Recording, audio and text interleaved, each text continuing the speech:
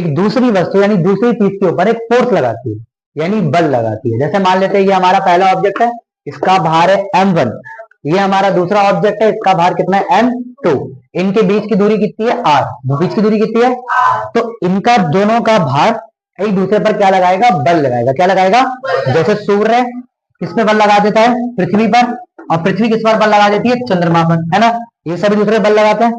ठीक है, जिसका भार ज्यादा होता है वो बल ज्यादा लगाता है, जिसका भार कम होता है वो बल कम लगाता है। इसलिए कम भार वाला यानी कम बल वाला ज्यादा भार वाले यानी ज्यादा बल वाले के चारों ओर घूमना शुरू कर देता है। यही चीज होती है।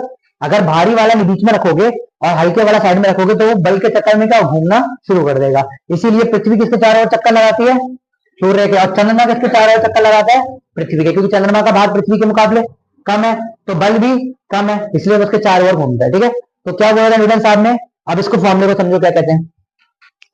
कहा गया था कि दो वस्तुओं के बीच में लगने वाला बल जो है, दो वस्तुओं के बीच में लगने वाला बल जो है वो दोनों के भारों के गुणनफल यानी m1 इंटू m2 से सीधे तौर पर अनुपाती है। अनुपाती मतलब अगर दोनों का वजन ज्यादा तो बल भी ज्यादा लगेगा। क्या बोला जा रहा है, यदि दो वस्तुओं के बीच में लगने वाला बल उनके भारों पर सीधे तौर पर निर्भर करता है। ठीक है, यानी अगर दोनों का भार ज्यादा होगा तो बल भी ज्यादा लगेगा, और अगर भार कम होगा तो बल भी कैसा लगेगा, कम लगेगा। इसको बोलते हैं समानुपाती। क्या बोलते हैं, समानुपाती। समानुपाती यानी कि डायरेक्टली प्रोपोर्शनल। क्या बोलते हैं, यानी एक बढ़ेगा तो दूसरा भी क्या होगा, बढ़ेगा, एक बढ़ेगा दूसरा भी क्या होगा, बढ़ेगा, और एक घटेगा दूसरा भी क्या होगा, तो हम इसको क्या बोलेंगे, समानुपाती। क्या बोलेंगे, समानुपाती। इंग्लिश में क्या बोलते हैं, डायरेक्टली प्रोपोर्शनल। इंग्लिश में क्या बोलेंगे, डायरेक्टली प्रोपोर्शनल। एक के बढ़ने से दूसरा बढ़ेगा, एक के बढ़ने से दूसरा,